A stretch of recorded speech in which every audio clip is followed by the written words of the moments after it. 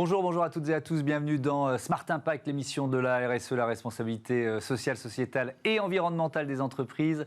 Voici le sommaire. Notre invité aujourd'hui, c'est Frédéric Gaillot, directeur marketing de Vertuose, architecte, intégrateur et opérateur de solutions digitales pour le bâtiment. La solution Vertuose Control vient d'être labellisée par la fondation Solar Impulse. Notre débat portera sur l'implication des salariés dans les initiatives RSE qui sont les plus engagées. Est-ce forcément une question générationnelle? On analysera les résultats de l'étude réalisée par ChooseMyCompany.com. Et puis dans Smart Ideas, vous découvrirez le programme d'incubation d'athlètes entrepreneurs lancé par l'Agence française de développement et les JO Paris 2024. Voilà pour les titres, c'est Smart Impact et c'est tout de suite.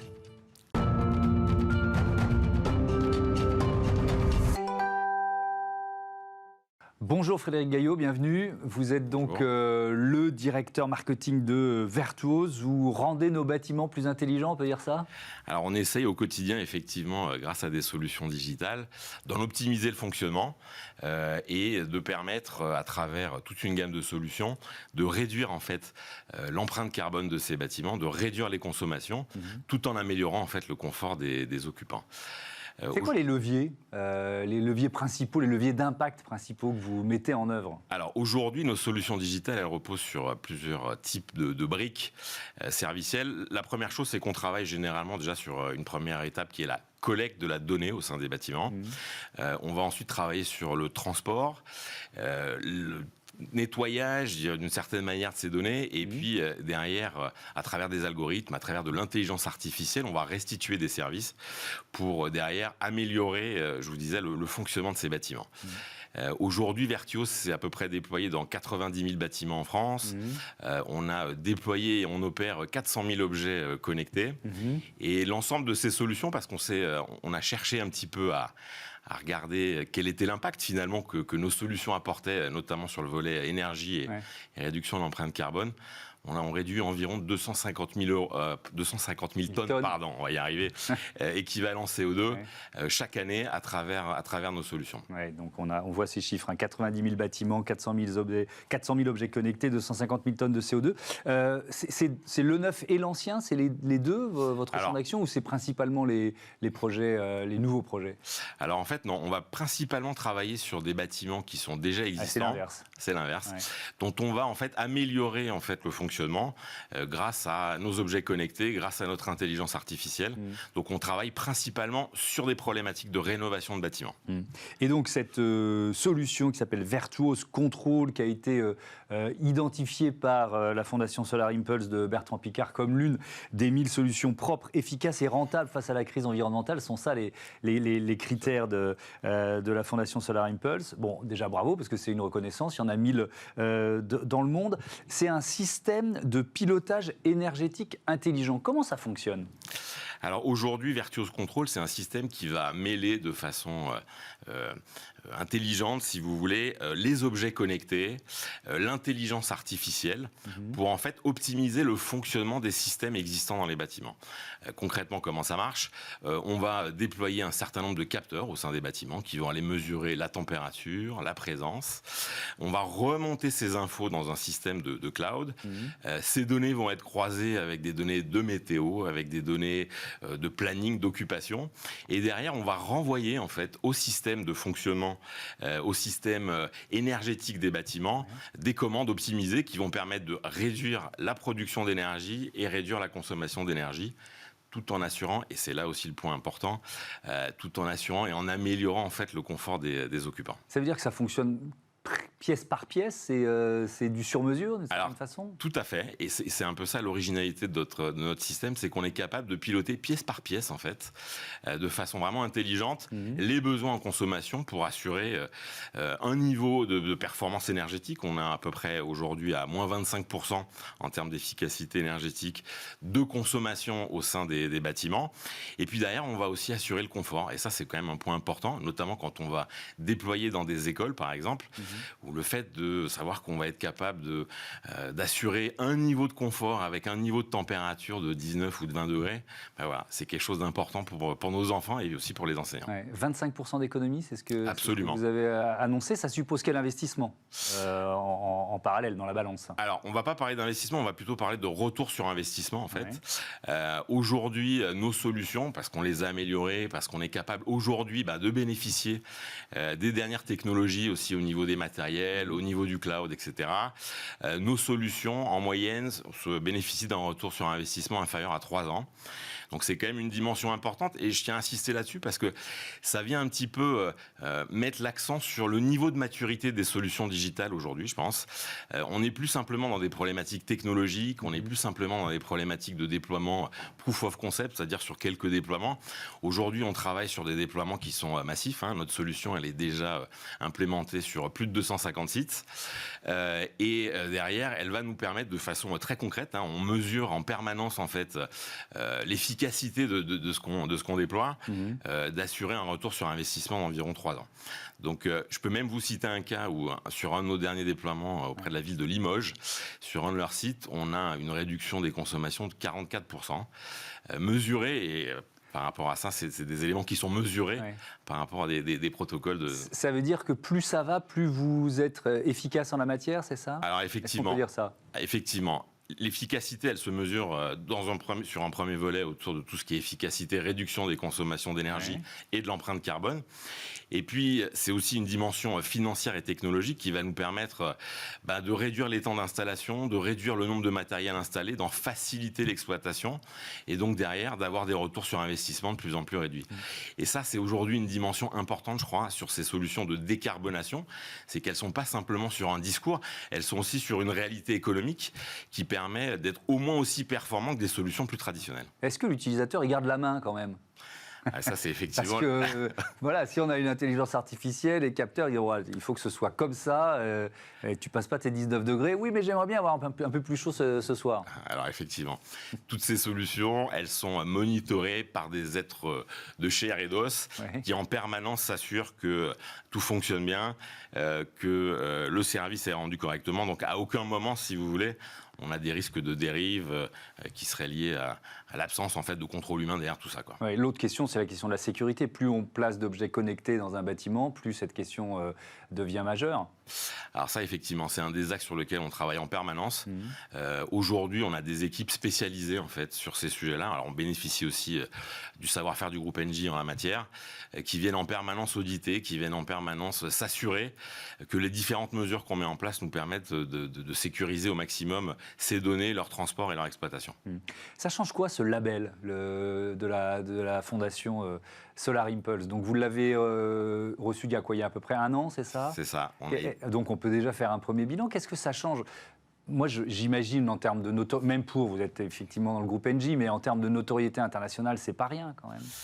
Alors, je pense qu'il y a plusieurs réponses par rapport à ça. La première, elle est déjà en interne, en fait. J'ai envie de dire que ce label, ça a permis aussi de mobiliser un peu tout le monde. C'est aussi une reconnaissance, déjà, du travail qui est accompli par les équipes. Et puis, ça permet de donner du sens aussi un petit peu à ce qu'on fait. Et je pense qu'à titre personnel, moi j'ai 3 enfants, c'est important pour moi de donner aussi un peu de sens à ce que je fais et de savoir que au quotidien, on travaille pour améliorer les conditions climatiques de la planète. Donc c'est la question qu'on doit se poser régulièrement. Pourquoi ? Absolument. Pourquoi je fais ce job? Absolument. Donc ça, c'est la première dimension. Il y a une autre dimension aussi interne qui est la marque employeur. C'est aussi un élément important, c'est-à-dire la capacité à attirer des talents. Aujourd'hui, les gens sont très sensibles à ce genre de problématiques et ça nous permet derrière d'améliorer la marque employeur et d'attirer des talents chez nous. Alors vis-à-vis de l'extérieur, évidemment, il y a... La première chose, c'est que ça nous a crédibilisé, ça nous donne effectivement de la visibilité, principalement en France, mais aussi à l'international.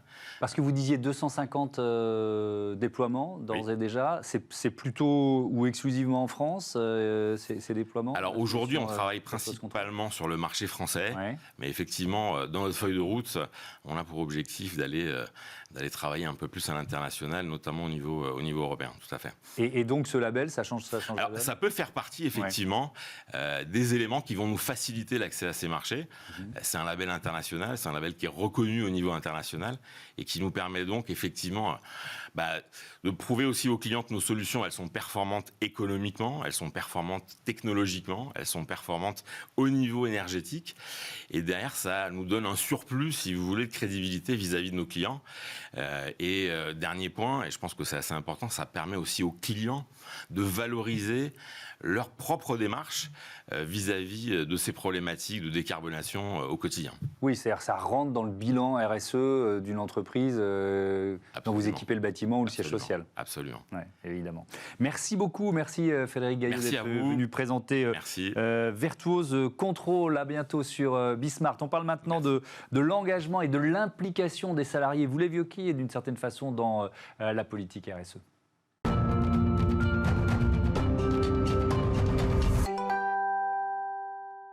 Smart Impact, notre débat aujourd'hui porte sur l'implication des salariés dans les initiatives RSE. Qui sont les plus engagés? C'est forcément une question générationnelle. On analyse les résultats de l'étude réalisée par choosemycompany.com avec son fondateur Laurent Labbé. Bonjour. Bonjour. Bienvenue. Et avec Judith Rosenblum. Bonjour. Bonjour. Bienvenue. Vous êtes directrice projet chez Econovia, agence de communication engagée et responsable.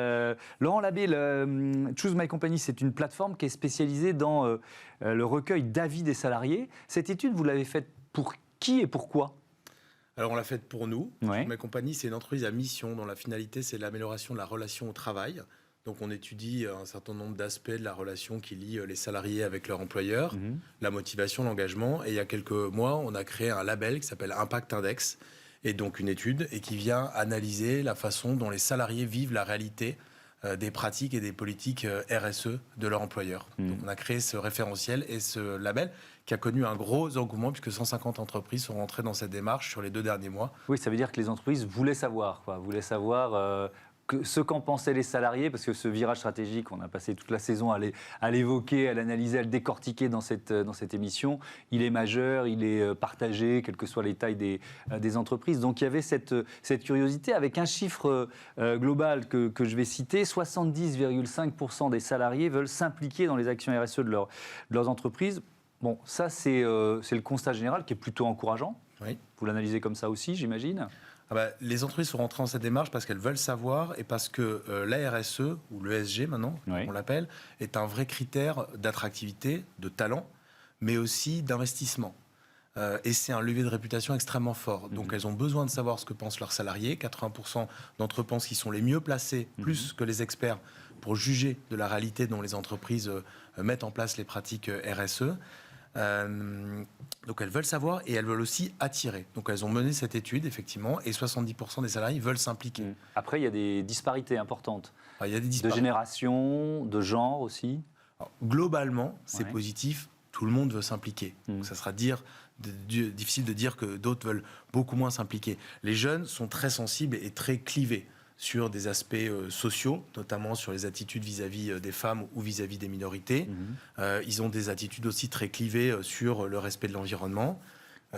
Les femmes sont très sensibles à tous les sujets de sexisme et d'exemplarité et d'attitude, et elles veulent, elles, plus donner de leur temps dans des initiatives.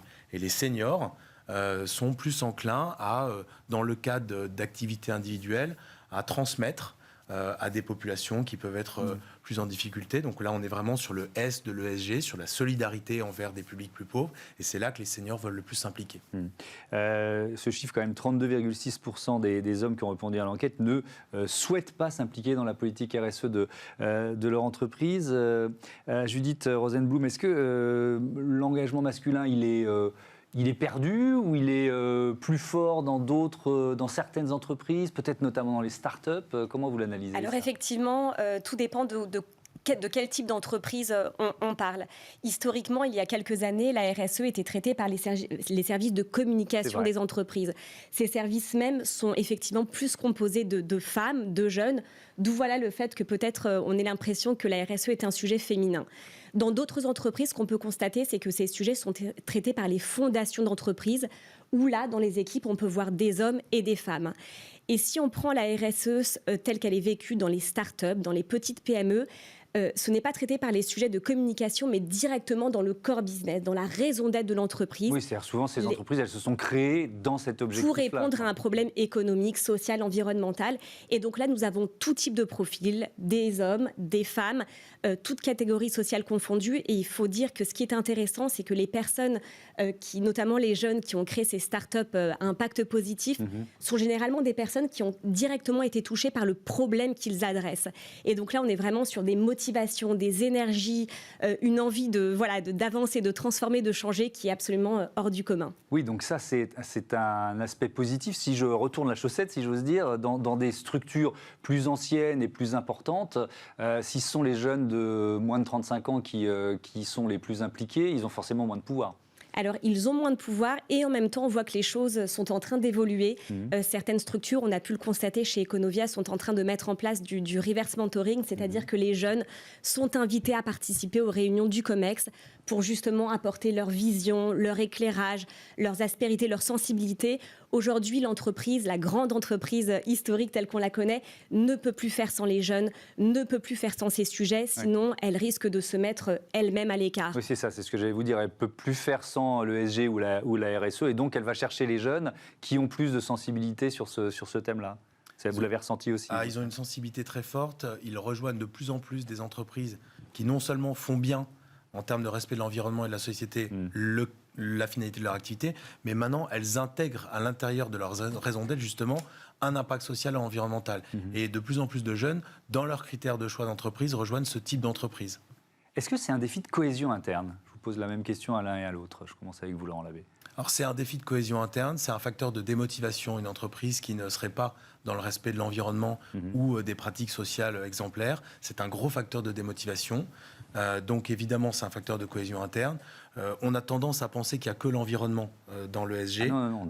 On a aussi, il y a la gouvernance, il y a le social, le sociétal. Exactement. Donc il y a le sociétal, le social, la parité, enfin bref, toutes ces thématiques. Exactement. Et donc, si on n'a pas des organes de direction qui sont maintenant paritaires, si on n'a pas un reflet de la diversité à l'intérieur de l'entreprise, si on n'a pas aussi une solidarité envers les publics les plus pauvres, alors dans ce cas-là, effectivement, on prend le risque de démotiver l'ensemble des collaborateurs ou de ne plus attirer les jeunes talents qui souhaitent aller dans des entreprises qui sont dans ces dynamiques-là. Ce défi de cohésion interne, je vous pose la même question. Vous le retrouvez dans certains de vos clients qui viennent faire appel à vous ? Absolument, tout à fait. J'ai envie de dire, plus qu'un facteur de cohésion, pour nous, c'est vraiment une obligation. Nous devons tous, en tant qu'individus, en tant qu'entrepreneurs, en tant que salariés, agir pour les sujets de bien commun. Pardon, je vous interromps parce que dans l'étude, c'est pour ça que je le fais, dans l'étude, il y a plus on vieillit et plus on est un homme, moins on se sent concerné. Donc c'est pour ça que je parle de défi de cohésion interne. C'est un défi, vous avez raison, puisque dès lors qu'on est sur des sujets de transformation, d'innovation, ce qui veut dire que ça fait appel on sort de sa zone de confort. Il faut être prêt, il faut avoir envie, sans vouloir mener des caricatures, mais il est vrai que quand on arrive à certaines zones de pouvoir, de confort, on n'a pas forcément envie d'en sortir. Donc là, ça fait appel à des schémas mentaux différents. Il faut qu'on soit agile, qu'on soit curieux. Et voilà, des aptitudes que nous devons tous travailler personnellement pour pouvoir les atteindre. Oui, c'est pas faux. Vous avez aussi un devoir ou une mission de formation, d'une certaine façon, quand vous démarrez une mission auprès d'une entreprise? Alors, nos clients nous contactent en général pour traiter des sujets de communication. Et très souvent, on se rend compte que nous abordons de la stratégie. Qui dit stratégie dit effectivement coaching. Les dirigeants qui nous contactent ont cette envie de faire bouger les lignes, mais en même temps, ils ne savent pas comment faire. Ils sont tétanisés dans la posture dans laquelle ils étaient enfermés jusqu'alors.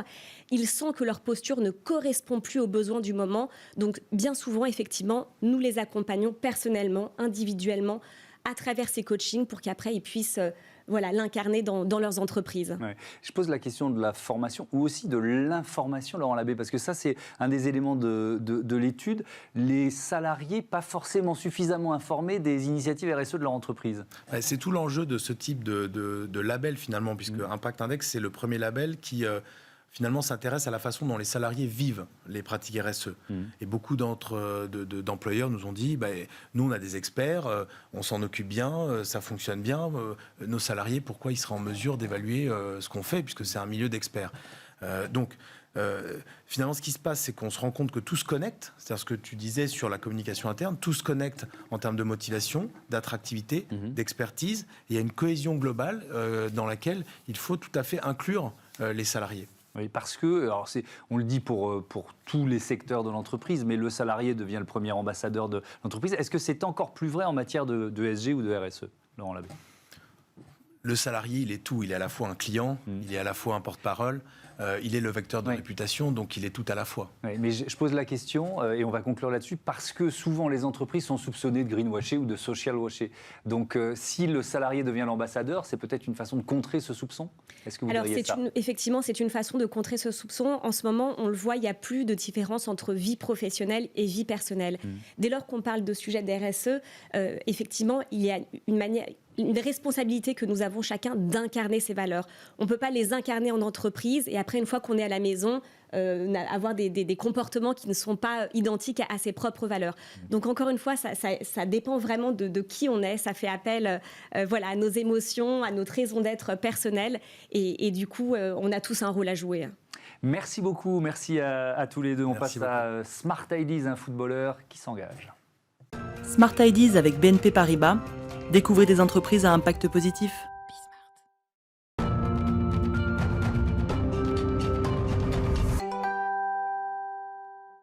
Smart Ideas avec Youssouf Mouloumbou, bonjour. Bonjour. Bienvenue, heureux de vous accueillir. Vous êtes footballeur professionnel, ancien joueur du PSG international congolais. Vous jouez actuellement pour un club écossais. Et si on vous a invité, même si je suis fan de foot, c'est pas pour parler de votre habileté à manier le ballon, c'est parce que vous participez au programme qui a été mis en place par l'Agence française de développement et le comité d'organisation des Jeux Olympiques de Paris 2024. C'est quoi ce programme? Expliquez-nous en quelques mots, et puis le rôle que vous y jouez. Exactement, c'est un incubateur qui a décidé en fait de pouvoir recruter 8 athlètes africains et qui peuvent présenter leurs projets. Et j'en fais partie aujourd'hui et je suis vraiment fier d'en faire partie, quoi. Donc c'est 8 athlètes africains qui vont œuvrer pour le développement durable. Ça veut dire quoi? Le sport, c'est un outil de développement durable, vous en êtes convaincu? Ah oui. Pourquoi? Déjà par son environnement. Et on sait surtout que ce qu'il peut procurer, ce qu'il peut donner comme idée. Et pour ma part, j'ai choisi de faire choisi de faire un projet qui va se tourner sur les infrastructures sportives de proximité. Alors, les infrastructures sportives de proximité, votre programme consiste à les développer en République démocratique du Congo. C'est quoi l'ambition du programme? Tiens, déjà, on peut commencer par ça. C'est combien d'infrastructures potentielles? C'est un projet très ambitieux. Je pense qu'on est parti sur 100. D'accord, donc un maillage de tout le territoire. Jusqu'en 2024, avec 48 dans la capitale, Kinshasa. J'ai essayé d'englober et de responsabiliser un peu tout le monde. Et pour ça, je remercie le gouverneur de la ville de Kinshasa qui nous a octroyé quand même 48 places où on pouvait justement commencer à construire ces infrastructures. Et après, j'ai eu l'idée de pouvoir responsabiliser aussi la population en leur demandant justement, parce qu'on avait des problèmes de déchets, de pouvoir nous ramener les déchets qu'on pouvait recycler. Et avec ça, on pouvait s'arranger sur une sorte d'abonnement. D'accord, c'est un abonnement contre service en quelque sorte. Exactement. Parce qu'on sait très bien qu'aujourd'hui, l'environnement est un sujet qui est très important. Et je pense qu'il faut éduquer par rapport à ça. Et j'ai trouvé un moyen, en fait, de le faire via ces infrastructures et ces constructions. Vous en êtes où du projet? Vous cherchez des financements? On cherche des financements. On a bien commencé avec l'équipementier Decathlon. On est en pourparlers et j'espère en attirer plusieurs. Mais le problème souvent en Afrique, c'est qu'on aime le palpable, on aime ce qui est de visu. Donc je pense que le plus dur sera de construire la démo, que les gens puissent s'y réjouir, y toucher, et puis on verra pour la suite. Alors justement, la démo, ça peut ressembler à quoi cette infrastructure de proximité? On pourra y pratiquer plusieurs sports, j'imagine. Exactement, on ne va pas se focaliser que sur le football, il y aura le volleyball, le badminton, le basket, le handball, voilà, c'est ce que j'ai oublié. Et je pense que c'est quelque chose qui est inclusif parce que tout simplement, on se rend compte qu'aujourd'hui en Afrique, le sport est dédié aux personnes qui sont plus aisées financièrement. Donc on va essayer de pouvoir démocratiser cette pratique. Donc ça veut dire que ce sera gratuit ou alors contre service, Exactement. Vous ramenez des déchets et vous avez l'abonnement. Exactement. On va essayer vraiment d'être inclusif et de pouvoir aussi travailler sur l'émancipation de la femme, mais c'est aussi une création d'emplois. Parce qu'il y aura 10 employés par site. Et je pense que c'est en fait englober plusieurs problématiques et de le régler avec le sport. Quand vous parlez de l'égalité homme-femme ou du fait de participer à l'émancipation, ça veut dire quoi? Ça veut dire que la pratique du sport, pour l'instant, elle est majoritairement masculine? Oui, exactement. Pour parler de sport aujourd'hui, de la femme en Afrique, c'est assez compliqué, c'est assez complexe, en rapport aussi avec les mœurs, en rapport aussi avec notre passé. Mais je pense que ça a beaucoup évolué, mais il nous reste encore un grand pas à faire pour pouvoir être comme les pays européens. Ouais, vous espérez ouvrir le premier, le premier site quand? C'est quoi votre objectif? Je croise les doigts pour pouvoir commencer en tout cas la démo en septembre. Et comme je l'ai dit, on est en pourparlers avec Decathlon, l'équipementier. Et j'espère que ça va se finaliser très rapidement. Eh ben, on vous le souhaite, merci beaucoup. Merci à moi. Bonne reprise du championnat, c'est dans 2 semaines, c'est ça? C'est que ça. Eh ben voilà, bonne reprise de championnat, bon vent à votre projet. Voilà, c'est la fin de cette dernière émission de la saison. Merci à toutes les équipes de Bismart, à la rédaction, en régie évidemment, au marketing, à la communication. Merci à Olivia Hieré-Dobré qui m'a accompagné toute cette saison dans Smart Impact et dans Smart Future et qui part vers de nouvelles aventures médiatiques. Bon vent à toi, je vous donne rendez-vous le 23 août sur la chaîne des Audacieux. Salut.